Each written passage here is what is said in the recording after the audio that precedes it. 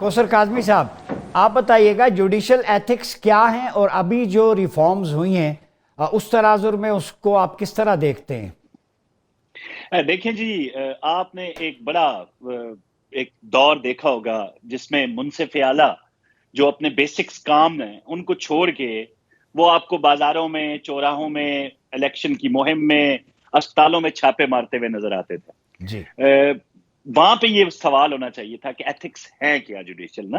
جی unfortunately وہ دور ایک ایسا تھا کہ اس دور میں سوال کرنے کی اجازت نہیں تھی، اس دور میں بولنے کی اجازت نہیں تھی۔ ایک بہت بڑے بزنس مین ہے، میرا ذاتی ایک دو دفعہ ان سے میری ملاقات ہوئی، پیرس سے ان کا تعلق ہے، محمود بھٹی ان کا نام ہے، لاہور میں وہ شفٹ ہوئے اپنے پورے خاندان کے ساتھ، ٹھیک اور انہوں نے اپنی زندگی کی ساری جمع پونجی پاکستان میں آ کے انویسٹ کی۔ تو ٹھیک اس وقت کے ہمارے جو منصف اعلیٰ تھے انہوں نے ان کے ہاسپٹل میں نہ صرف چھاپا مارا بلکہ ان کے جو وہ سٹاف تھا اس کے سامنے ان کی تصدیق کی، ٹھیک ہو گیا۔ اور انہوں نے جو کپڑے پہنے ہوئے تھے تبدیل کرو اور عدالت میں پیش ہو۔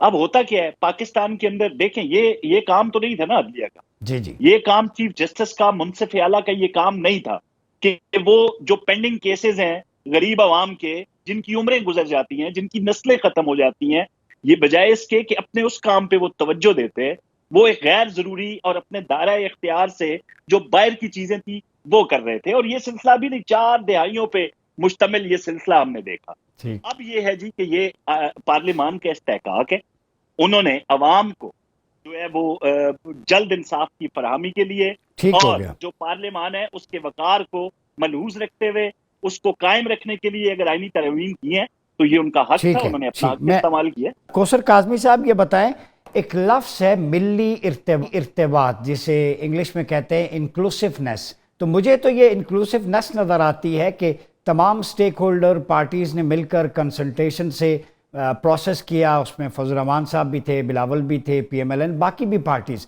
تو اس پہ جو اعتراضات ہیں باقی پارٹیسپنٹس پہ، آپ اس کو کیسے دیکھتے ہیں؟ یہ بہتری نہیں آئے گی؟ یہ تو کہتے ہیں تباہ کن ہوگا۔ دیکھیں بڑے عرصے بعد جب پارلیمان نے اپنا ایک حق استعمال کیا تو تکلیف سمجھ میں آتی ہے، شاید بات سمجھ میں نہیں آ رہی یا کوئی سمجھنا نہیں چاہتا کہ اس کے دوررس نتائج ہیں کیا۔ ٹھیک کیا آپ نے وہ دور نہیں دیکھا کہ ایک لمبا عرصہ اگر ایک منصف اعلیٰ اپنے گھر میں بیٹھا ہوا ہے اور اس کو روز ٹی وی پہ جو وزیر اعظم پاکستان ہے کوئی بھی ہے اس کی شکل دیکھ دیکھ کے وہ اچھا نہیں لگ رہا، ٹھیک ہے جی، اس کو رات کو خواب آ گیا یا اس کی بیگم نے کوئی فرمائش کر دی اور اس نے منوانا آ کے جناب وہ فیصلہ بھی کر دیا، وزیر اعظم کو بلا کے گھر بھی بھیج دیا، اور ہر وقت لٹکتی تلوار کی مانند وہ جمہوری نظام پہ مسلط رہا۔ کیا ہم نے نہیں دیکھا افتخار چودھری کو کہ پوری حکومت کو وہ اپنی عدالتوں میں کھڑا رکھتے تھے؟ کیا ہم نے ثاقب نثار کو نہیں دیکھا کہ جو کہ یوں کر کے اس طرح کر کے لوگوں سے استعفوں کی بات کرتے رہے؟ کیا ہم نے نہیں دیکھا کہ ان کے بیٹے نے ٹیلی فون کال لیک ہوتی ہے اور وہ پی ٹی آئی کے ٹکٹ بیچ رہے ہیں؟ کیا ہم نے نہیں دیکھا کہ ٹرک خریدے گئے؟ لاہور میں کیا ہوتا رہا؟ پھر لوگ استعفے دے کے گھر جاتے رہے۔ تو جوڈیشری کے اندر اگر اس طرح کی غلاظت تھی ماضی میں اور اس کو دور کرنے کے لیے موجودہ پارلیمان نے ایک اپنا حق استعمال کرتے ہوئے اکاؤنٹیبل کر لیا کسی جج کو، تو شتر بے مہار ہم نے ماضی میں دیکھے ہیں نا جی، وہ تو من چاہے فیصلے کرتے رہے ہیں۔ وہ کبھی آپ کو برطانیہ میں نظر آتے تھے، کبھی جھگی لگا کے ڈیم کے کنارے بیٹھے ہوتے تھے۔ کیا وہ ساری چیزیں ٹھیک تھی؟ کیا اس وقت کی عدلیہ ٹھیک تھی؟ اگر نہیں تو آج یہ میرے بھائی نے کہا کہ سمجھ نہیں آ رہی، آج کیسز گئے تو انہوں نے کہہ دیا کہ یہ تو جناب آئینی بینچ ان کو دیکھے گا۔ تو یہ آغاز کے دن ہیں، کچھ لوگوں کو ذاتی طور پر بھی تکلیف ہے، بڑے معزز ہمارے جسٹس ہیں، بڑے معزز ہمارے جو ججز صاحبان ہیں، ہم ان کا بڑا احترام کرتے ہیں۔ ادروائز تو یہ بالکل سادہ سی بات ہے کہ کون سے کیسز جو ہے وہ آئینی بینچ سنے گا اور کون سے کیسز جو ہیں وہ جو سپریم کورٹ کے جو باقی جسٹس صاحبان ہیں وہ سنیں گے۔ ماضی میں ہم نے دیکھا نا 63 پہ کیا ہوا تھا، جی چھٹیوں پہ تھے، اور جب ان کو بلایا گیا ٹی روم میں ان سے ملاقات ہوئی کہ آپ آ کے بینچ کا حصہ بنے تو انہوں نے انکار کر دیا، وہ نہیں بیٹھے تھے۔ تو ذاتی اختلافات اور انا پرستی تو تھی۔ اصل میں معاملہ ہے کیا؟ معاملہ یہ ہے کہ یہ جو 10 سالہ پلان تھا نا عمران خان کا، جی یہ جی کسی سے چھپا ڈکا تو ہے نہیں۔ اب میرے بھائی نے یہ کہہ دیا کہ پارلیمان جو ہے کیا وہ آزاد ہے؟